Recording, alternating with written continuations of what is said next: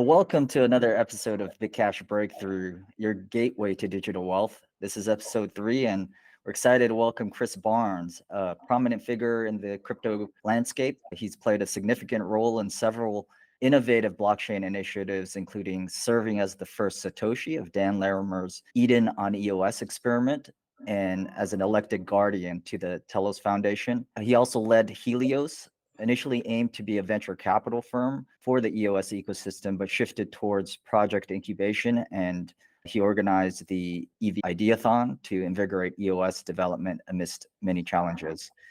Currently, Chris is diving into real-world asset Web3, which is expected to revolutionize how we interact with tokenized assets, projected to be a market of 16 trillion. Beyond blockchain, Chris brings a wealth of experience from the renewable energy sector, where he directed operations and wind power generation, demonstrating profound expertise in management, leadership, and strategic execution. So join us as we explore Chris's journey into these blockchain innovations and his vision for integrating real-world assets into Web3. So welcome. I'm really glad to have you. Yeah, thanks, Jen. Happy to be here, and I appreciate to be lucky number 3 of your interviewees. That sounds great. Yeah. I like to always take these things chronologically. So I always ask, hey, how did you get into crypto? When did you first hear about Bitcoin, or maybe it was another cryptocurrency that you heard about?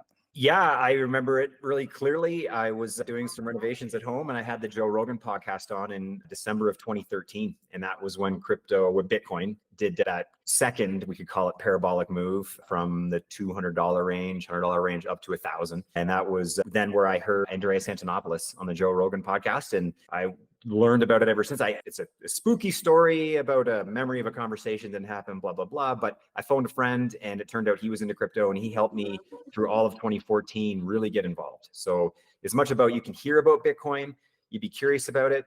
The due diligence back then to really get involved and to actually invest capital wasn't that simple. Like my first purchase, I had to wire money from a Canadian bank account to a Japanese bank account to use Kraken at the time. That was a hurdle. It wasn't like you could just use your credit card, or today there's so many opportunities. So that was it. I got some miners. I had a couple of small butterfly miners. I did some mining in 2014. Went to one of the first Bitcoin conferences in Toronto, the Bitcoin Expo there in 2014. There was about 60 people there. Crazy how it's grown in just 10 years. But yeah, and I got hooked really on the message of what Andreas was, and that was banking the unbanked, and how this is an opportunity to take away power from the fiat money printers and those that seem to, in my view, and less than, we'll call it maybe nefarious if you're here for humanity. The money printers tend to disempower many of us on the planet. So Bitcoin was a way to escape that. That's fantastic. So yeah, you were in very early on, and you were fortunate to also have Andreas, because I think he was one of the greatest kind of teachers of Bitcoin early on. Did it resonate to you pretty quickly, or did you maybe have some doubts early on about Bitcoin? It was instant. There was zero friction in getting me to onboard as seeing the value proposition. Where I did have friction, however, in that 2014 Toronto Expo I went to, was talked about. And I was such a purist, it would seem at the time, on initial token allocation, that like TGE event, even though Bitcoin and Satoshi mined 1 million tokens before anyone really started to also mine. And so that, you could say, is not a perfect token launch. However, he hasn't moved them. So that's good. But when I heard about it, it was like this 30% for founders and blah, blah, blah. And I was like, no, I didn't give a chance to the idea of smart contracts, because clearly Bitcoin doesn't have that. And that's where I think is in my crypto career, you could call it, that's where I've maybe been a little slower to catch on to the importance of smart contracts. But for Bitcoin and sound money and all those other value propositions of transparency and censorship resistance and immutability and being able to have actual custody of your own assets, that was an easy sell. Yeah, that's great. And let's dig into that. That's very interesting. So this very early on in the Canadian market. I'm pretty familiar with at least some of the things that were going on in the US, but this is one of the first major, I think, conferences, I think, in general, but probably in especially in Canada. And so tell me about that event. Was Vitalik there promoting Ethereum? And I don't recall seeing Vitalik there. He was around certainly because he was in Toronto. So they had Bitcoin Decentral.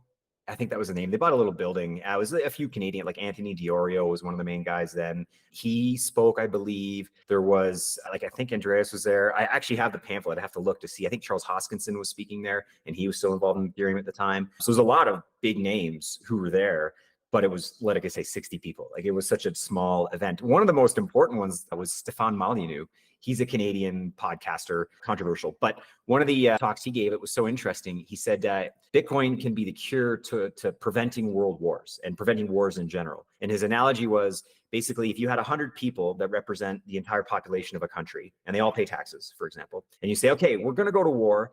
And it's going to cost because wars are expensive and you're all paying taxes and taxes should pay. This isn't assuming you can't just print money. If you had a sound money system and everything was backed by Bitcoin, basically, right? So scarce supply, you can't just print money to pay for things like wars.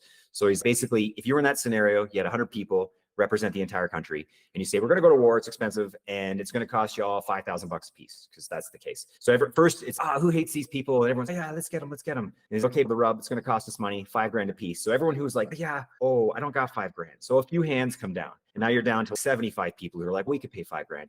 But the total cost of the war hasn't gone down and you have less people paying. So actually now it's going to be 7,500 a person. A few more hands come down. I can't afford that. Now maybe we shouldn't fight them. Maybe we could do diplomacy, blah, blah, blah. And you can see where this goes. The more hands that come down in a scarce monetary system that pays your taxes, that your taxes pay, less and less people are willing to pay for the war. Therefore, the war probably doesn't happen. Like you just, no one, it turns out, is willing to really, unless you have one crazy uber rich person who's like, fine, I'll pay for it all. And, right? But so you can just see when you can print money, when central banks and governments can just print money, they don't need the support of the population necessarily to fund it. They can just print the money to fund their initiative. And to me, that was like a really, yes, like this is such a perfect reason why sound monetary systems matter in terms of fiscal responsibilities of our governments, and how this loose monetary system we're in allows them to get into a lot of shit that we otherwise maybe could probably not get into if they were forced, physically speaking, to not just print money to pay for things. So that was really cool. That was one of the memories I have of that conference with Stefan Molyneux. Yeah, that's fantastic. And just a great way to explain his point even back then. It'd be interesting I haven't heard his name for many years. I know he's been more of the libertarian anarchist movement back many years ago, but I just haven't heard from him. But it's good to know that he was in on Bitcoin so early. And I think he was very passionate about this idea that, hey, it can really stop wars, which you explained very well.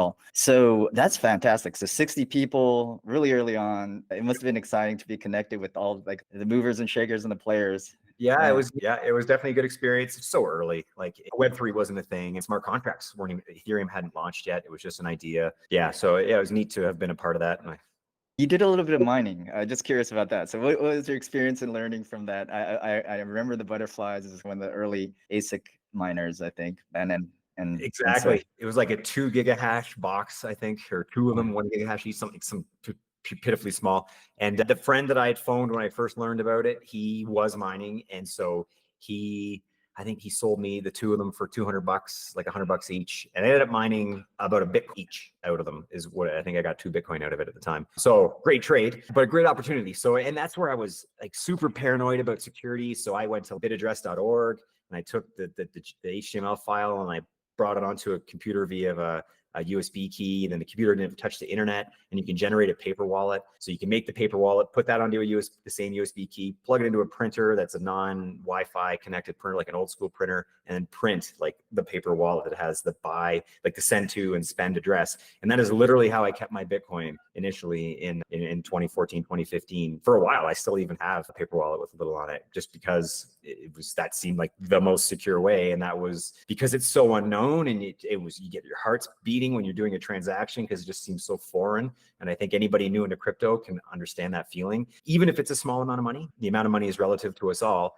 But when you start dealing with funds that are substantial, then it's a very precarious thing to send value in this sort of digital, can't touch it way, long hexadecimal string that I couldn't even write it down if I had to, like, right? So that was pretty cool to be mining then and trying to understand security and how to actually store your assets. Yeah, and it's great to hear that you went through being responsible in the process of doing a paper wallet. I think, yeah, just to go through that experience. And yeah, it is the most secure way to hold your Bitcoin, or at least one of the most secure ways to do that. So that's great. And so let's start after that then. So 2014 and then I guess 15, 16, were you staying involved? I was obsessed. Oh yeah, I listened to every Let's Talk EOS podcast with Adam Levine, and obviously Andreas, he was part of that podcast. So I don't know if you know that one, but that was a really they were there at that 2014 Bitcoin Expo. I forget the other people he had on. But anyway, Adam Levine was definitely one of them. And so I followed everything I could find. I was working in renewables. You mentioned that. So at this time I was working in the renewable energy field, but all of my spare time and all podcasting, and I'm a handy, like I'm always working around the house and doing stuff. So I always had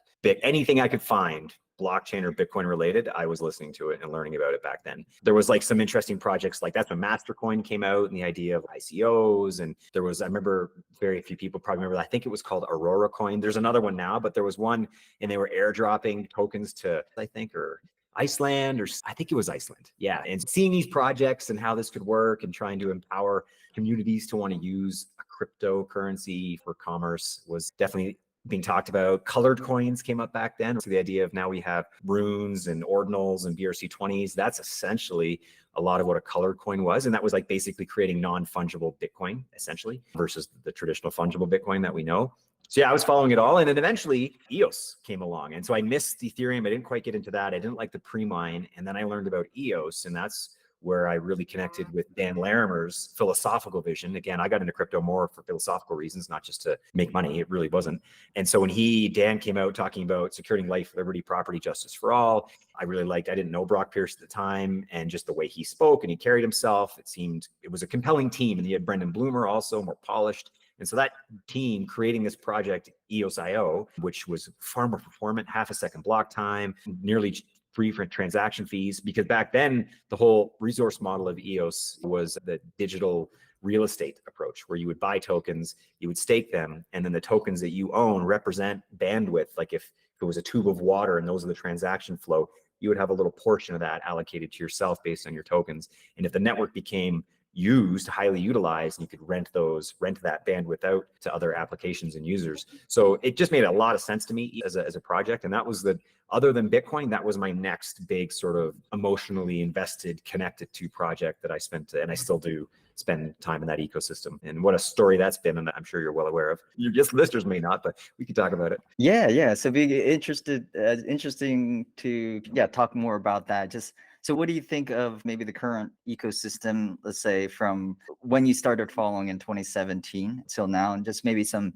takeaways that you have at a high level, and we can maybe talk about any particular subtopic, we can do that. As it relates to EOS, sure. Yeah. So the ICO, the initial coin allocation, was the most successful in all of crypto history. They raised about 4.1 billion USD, and it was a Dutch auction, which means that it was a 1-year auction, and the entire token supply was being issued to anyone who'd like to buy it throughout that year, other than 10% being allocated to Block.one, which was set to a 10-year vesting schedule. So as far as an initial token distribution, it was amazing. I think that's why they were so successful, because people saw that there were no large amount of like VCs, like we see Solana and a lot of these more recent ICOs or IDOs or whatever they might be. There's a lot of carved out tokens for special interests and early adopters, which is fine to some extent, but it certainly is a little precarious when you look at a token and you see the circulating supply not matching the total supply. And it makes you wonder, where's the rest of those tokens that eventually need to enter the circulating supply? Who gets those, under what type of vesting schedule are those being released? Can they sell them right away? So as far as price dynamics go of these tokens, that's always a bit scary. EOS was not. It was fully diluted upon launch, other than that 100 million that were set aside for B1. And it seemed like a match made in heaven as far as those of us who wanted to see a smart contracting platform that made sense with good tokenomics, that was performant, right? Half a second block time is amazing. Like any sort of application you want to build that's blockchain based, say a social media app, and you want to hit a like button, you don't want to wait 10 minutes like on Ethereum, for the few minutes anyway, for the light turn blue because it was an on-chain transaction. In EOS, it's a half a second. So you get that immediate feedback. It just made a lot of sense for a lot of reasons. Turns out, however, that Block.one probably raised more money than they realized they were going to early on. And I think they had a huge target on their back. And so they didn't give back to the ecosystem, the EOS, nearly as much as those of us in the ecosystem thought they were going to or should. And in the end, the whole EOS it's a great example of being too decentralized also, where there just were no key decision makers other than Dan and Brendan and Block.one, where if some ideas came out of the community, if B1 weren't in favor, it just died. And that was unfortunate.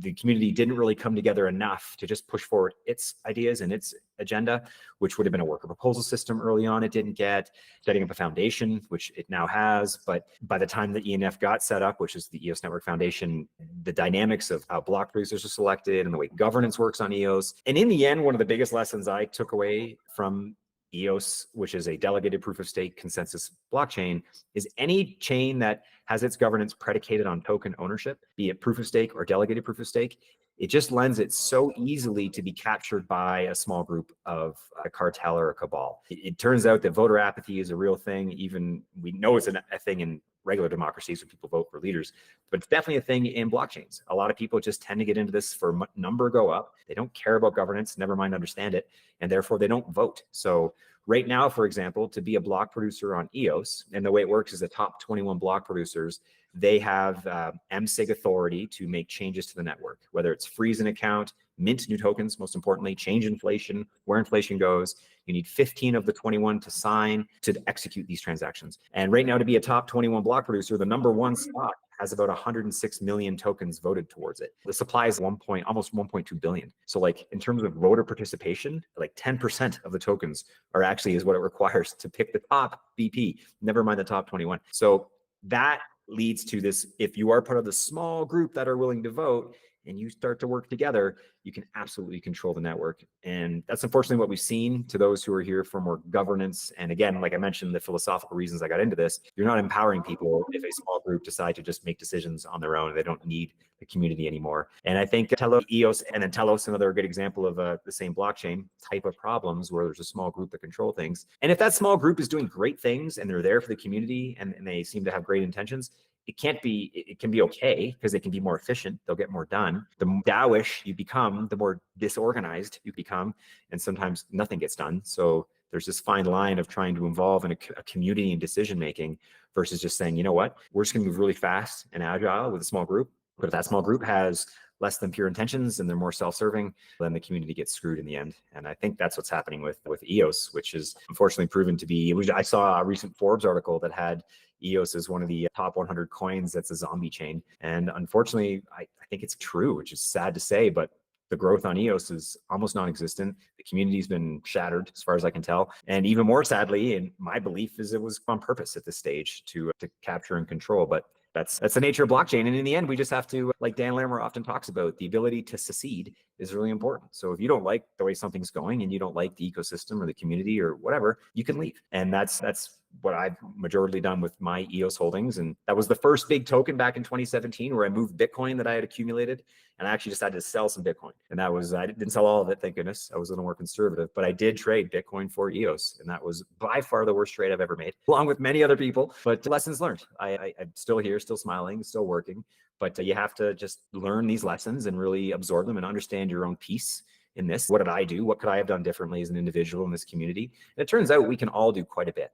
If there's a group community chat like Telegram or Discord, whatever it might be, you have to use your voice. And yeah, maybe you'll get kicked out because your voice is not in line and you're a non-conformist and they oftentimes will push out disconforming views, but you got to try. And I think that's one of the big lessons I've learned is not to be so quiet about things when you see red flags. You got to say it. Yeah, and then that's one thing I appreciate about you, Chris. I think in the community, you're direct and you tell the truth about things, or at least your opinion, and I think that's great. Like I think we need more of that, not be so politically correct all the time. We will probably have you back for other discussions in more in depth about EOS and whatnot. But let's move on to more of your story. There was a kind of a governance project that Dan Larimer created called EOS on Eden, and you were one of the first elected representative of Eden. And maybe share a little bit about what it is. I think a lot of people aren't familiar with it, maybe briefly, and then your experience there. Yeah, sure. Yeah. So the timing of that was really interesting personally. So Dan came out, Dan quit Block One it was December of 2020, thereabouts. And so he released this idea of fractal governance, or it was a political playoff. There's all these words to describe this process. But in the end, it's just a mechanism by which a community can come to group consensus around selecting leadership or representatives. Very applicable to traditional democracies in the world. And that's certainly where Dan's, I think anyway, where his head was at. He wrote a book called More Equal Animals that very much rips apart all the issues with traditional democracies and explains them why this fractal governance or political playoff process is better.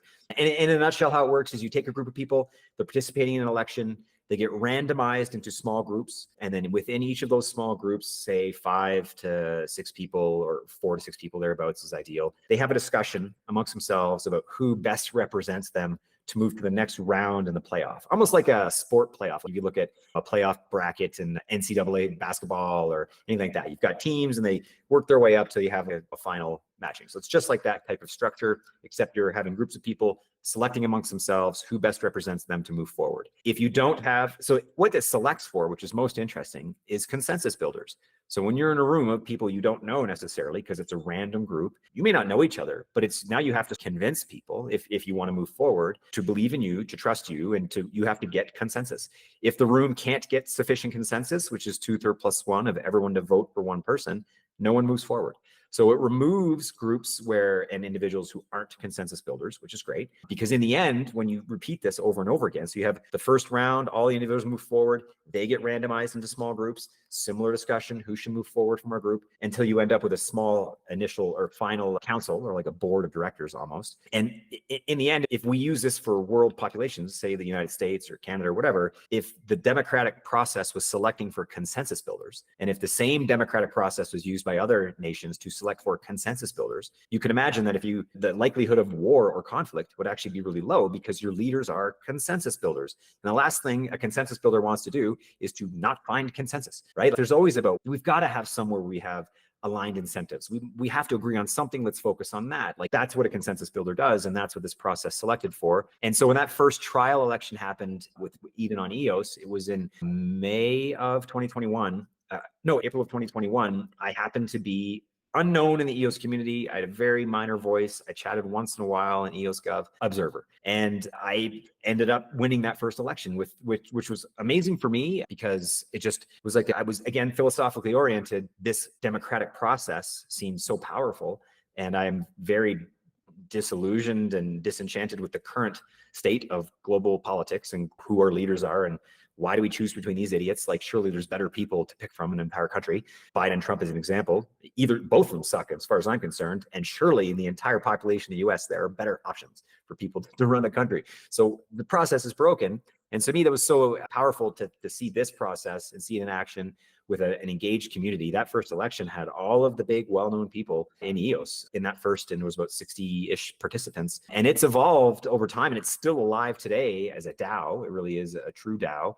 It was meant initially to be the DAO that would help to steer the EOS blockchain and become part of its governance process. That was thwarted by individuals who didn't want to give up power. But anyway, so that was really cool for me. And the timing also, just to point out, when I worked in renewables, the company I was in did a restructuring, and I was actually laid off 3 weeks before that election. So when that election happened and I won the Satoshi, it changed my entire kind of career path, because I would have normally just got another job in renewables, which I had offers already, and I decided to turn them all down. And I'm going to spend some time focusing on this Eden thing and focusing on this democratic process thing. And it changed the trajectory of my life. I now live in central Mexico. I don't even live in Canada. And all of that is because I was lucky enough to win that first Eden election and then pursue it with zero certainty of what the future could look like.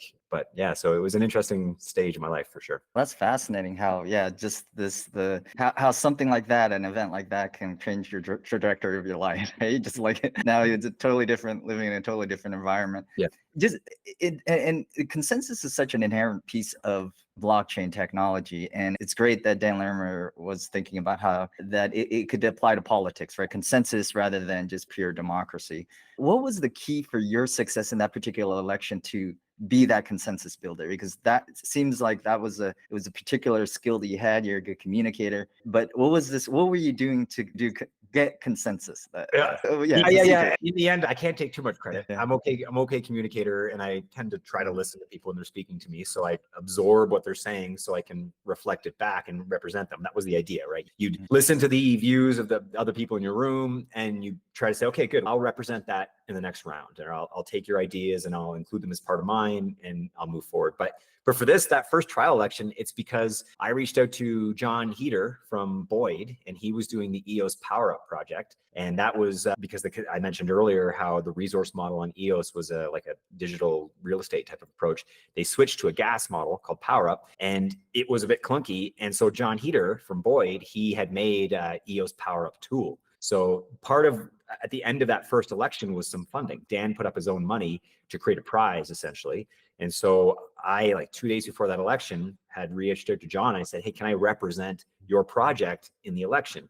And any funds I earn, I'll give to you to fund this project. That's really why I want. If I had just gone in there and say, hey, I'm me, and you can give me some money, and I don't know what I'll do with it, because it was really about what are you going to do with the money, in my view. Like that was what you're convincing people on. It wasn't about governing a DAO, or it wasn't about governing a blockchain and all these other potential use cases of the process. It was more just, what are you going to do with the money? Why is it good for EOS? Because that's what the ecosystem we're in. And so that's how I ended up pulling it through. So yeah, thank you, John Heater. I thanked him numerous times. Had he said, no, I'm good, you don't have to, I'll just represent myself, I would have showed up and I wouldn't have won, clearly, because I would have had nothing to represent. So it was twofold. It was the way I communicate, listening skills, and then also representing a great project and a great guy in John. Yeah, that's great. And then I think that's part of it too, having that, building a partnership with, let's say, a project, or building coalitions with others to represent them is kind of part of it. So you just found a really good project to partner with. Yeah. So let's move on to, let's go to Helios, and then let's go to real world assets. And then that'll be, I think, enough. And we'll have you back so we can, all of these topics, we could dive in deep and probably have a entire episode on each topic. So I think for now, we'll go at a high level. There was an incubator. What was your experience there? What was your learnings? So yeah, but that was another strange, when I speak of the serendipity of how my crypto life has evolved. So because I was so involved in the Eden on EOS community, I inducted like the most people. I was the most active because I was unemployed. So I had the time. So I just dedicated I was full-time on Eden, and I tried to be always engaging the chats and encouraging new people to join. And I became better known in the community, in the EOS community, as a byproduct of that. So in October, November of that year, basically there was a whole lot going on in EOS. And one of the things that was happening was this idea of Block One's vesting tokens that were still at that 10-year vest I mentioned. So they're at like year 7.5, thereabouts, I think, what they were through. And so what happened is Block One, and Brock Pierce was also a co-founder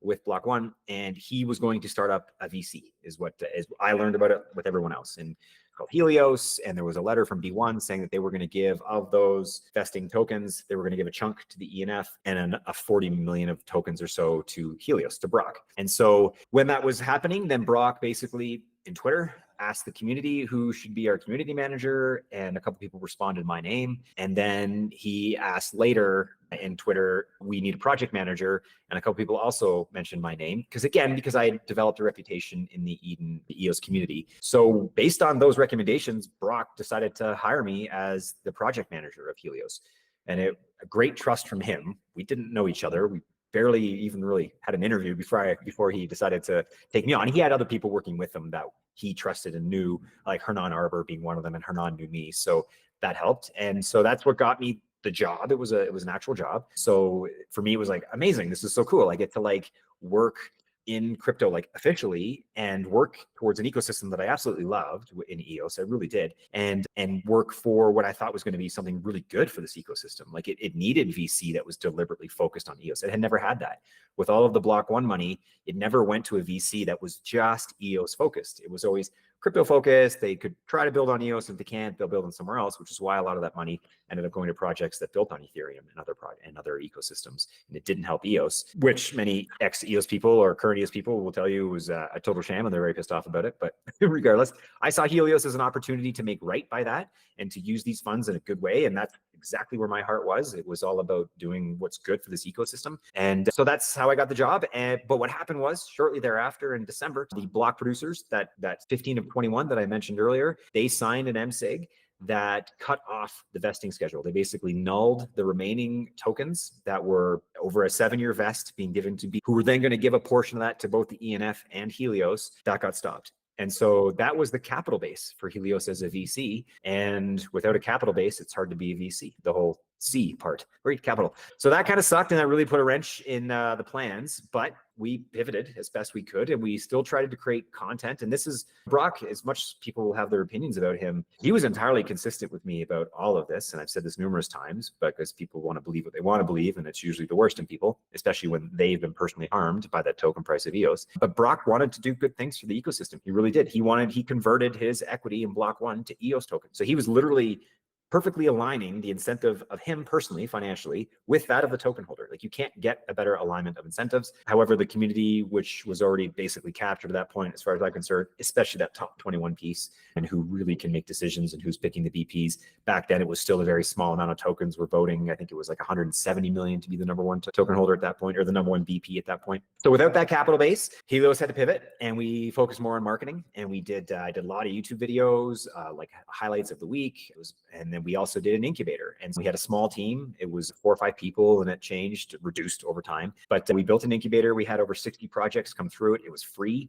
It was focused on EOS-IO related projects. We did branch out a little bit since the EOS community, we'll call it, but really it was just a small group, cut Helios off in terms of funding. We did open up to being supportive of Telos, which is another great ecosystem, smaller than EOS as far as liquidity, but a much different ethos in terms of how they try to attract users and how they grow community. Still delegated proof of stake, still suffers from a small group being able to capture decision-making, but at least in my view, those on Telos are far more ethical and community-centered in what they're trying to do, and so the incentives are better aligned. So yeah, we did the show, top 5 weekly thing for quite some time, and eventually we even did this really cool EVM X Ideathon hackathon event, and we did that in partnership with the ENF, in fact. So they funded the $75,000 in prizes, and Helios did all of the production value, and we incubated projects.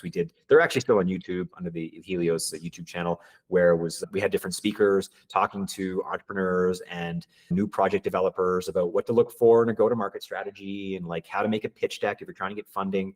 Pitch deck's really important, that clearly. And so it was a pretty good experience for me. I hadn't done really any VC work prior because I worked in renewables. So I've been a part of project acquisition, and I certainly understand finance and budgeting, and that's all fine and dandy, but not Web3 development. So that was great for me to learn. And I think we really were helpful. A lot of projects spoke quite highly of what we did there. And eventually it just looked like there was no reciprocation. Brock couldn't keep funding this forever because it didn't really generate any revenue. And it basically got shelved as a project a few months ago. So I'm now a free agent, just spending time on, as this shows, my biggest thing right now, and where I see a ton of opportunities in the RWAs and real world assets, which I do with at the time. Yeah, so let's get to that topic. But I did have one question, since we are creating a launchpad, and I thought this would be a question to ask.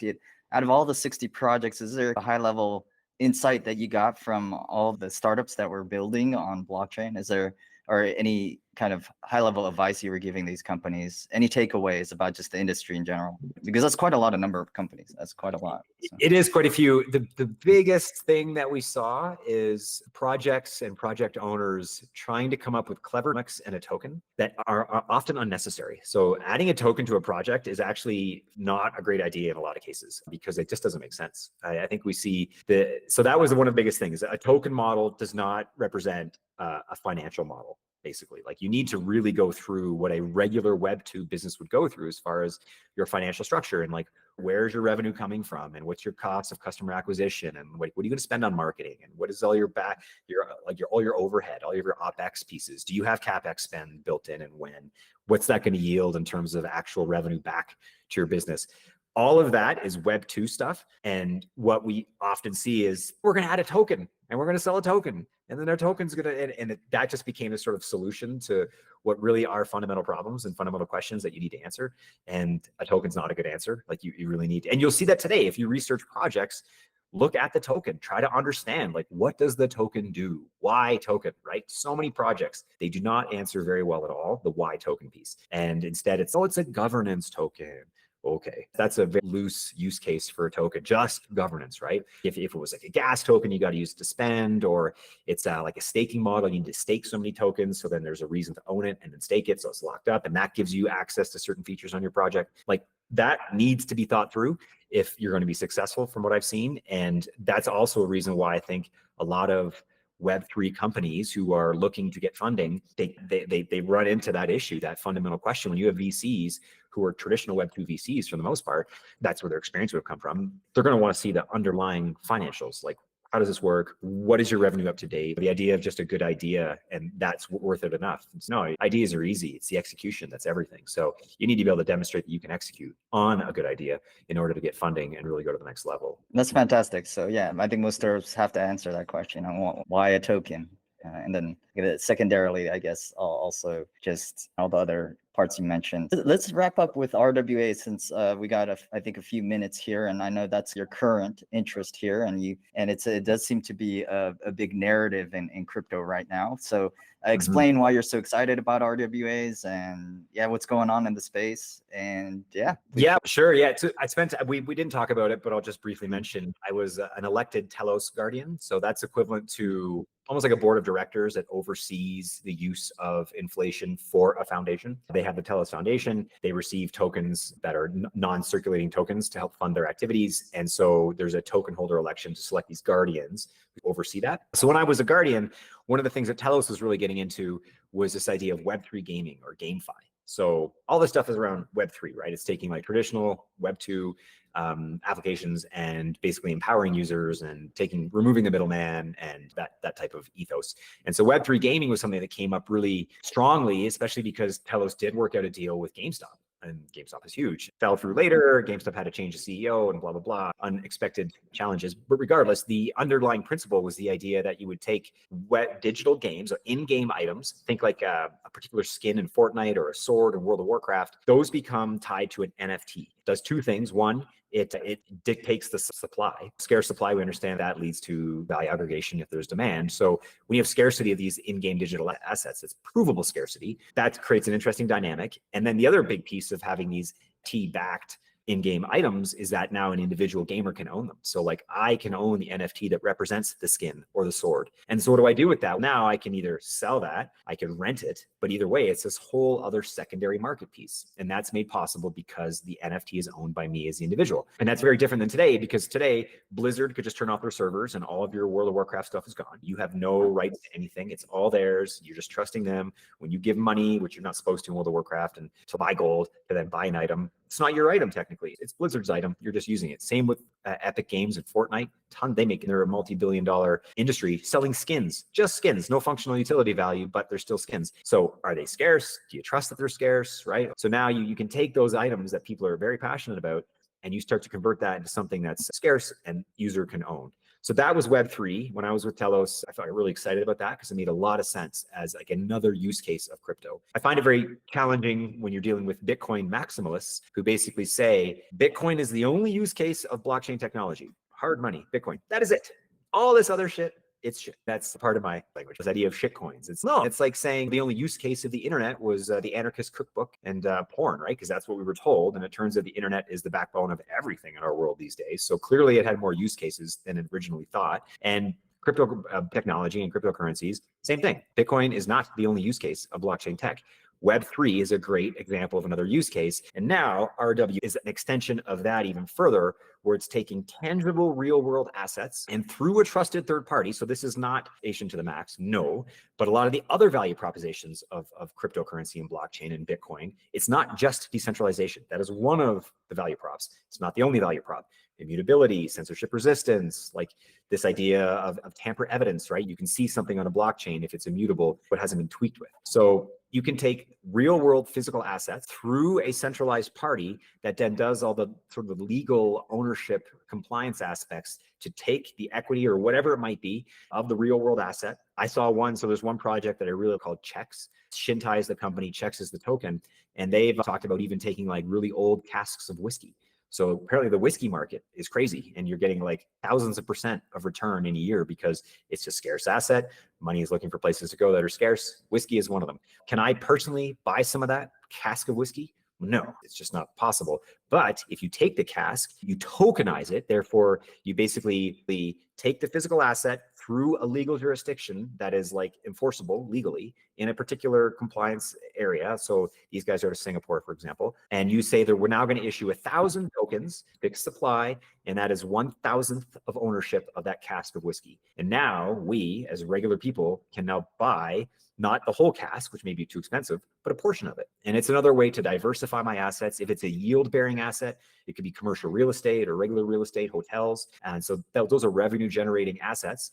And so if I want to own a fraction of those assets, instead of otherwise, how do you get into the game, right? You own a fraction of the asset and you can get return that way by having you're a small fraction of a much larger asset. To me, that's I'm not making this up. Larry Fink, who I think most of your audience will know is the leader of BlackRock, the largest asset manager in the world. You type Larry Fink and tokenized assets or real world assets, you'll find him. There's all sorts of videos of him talking about this is the next thing. This is where assets are going. Everything will be tokenized. That's why our tomorrow is being tokenized, because it literally is. There was a study that said by 2030, it's going to be a 16 trillion industry, 16 trillion with a T.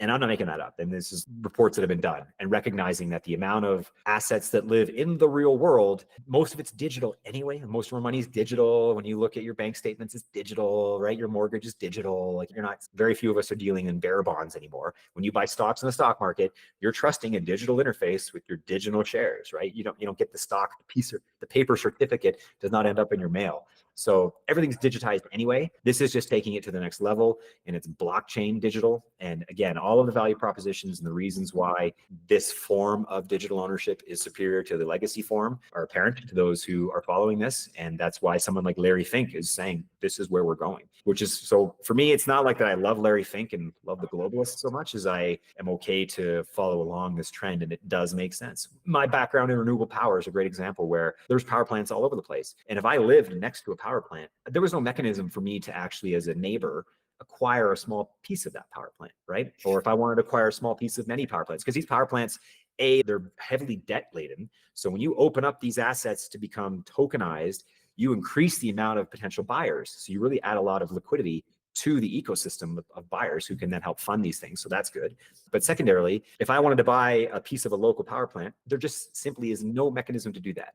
The best I could do is buy shares in a larger holding company, say First Solar or Sun Edison back in the day when they were still around. And you'd have to, traditional stock market, buy a company that just has a basket of assets, and you just get exposed to all of it, plus their operating costs and all the other garbage. Now they could take a physical power plant that's somewhere in Iowa and tokenize it, and it put its value at, say it's $60 million.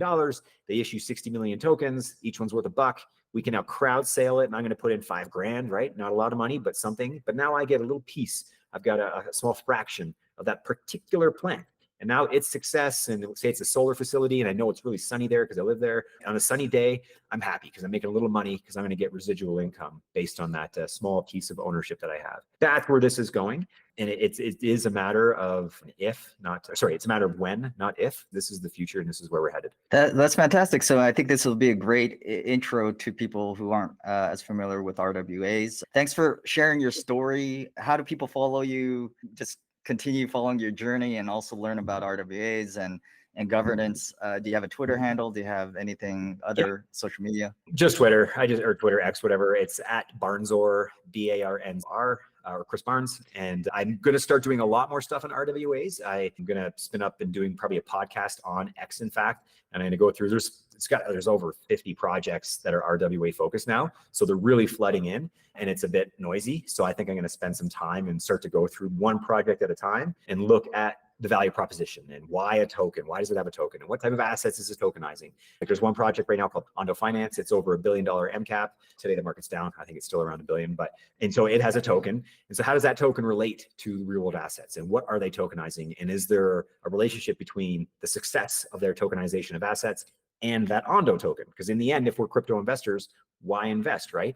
And it turns out it's not a great link. No offense to Ondo, but it's not a super compelling narrative and use case to buy that token.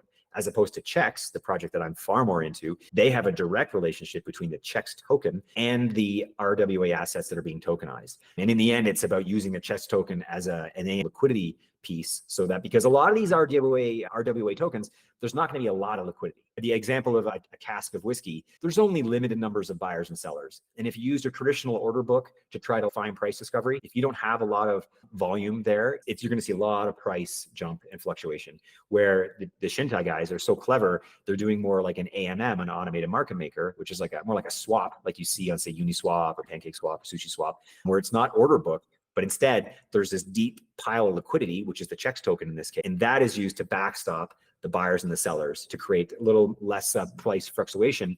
But then the fees that are generated go back to the Chex holder.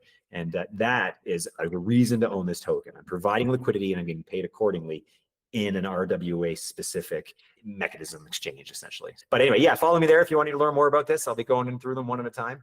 And I imagine it'll take me many months because there's so many projects. Sounds good. And we'll have you back to just talk about all you're learning in the RWA space. So I really appreciate it. And yeah, we'll have you back hopefully soon. So thanks so much, Chris. Love it. Thanks, John. Appreciate it. All right.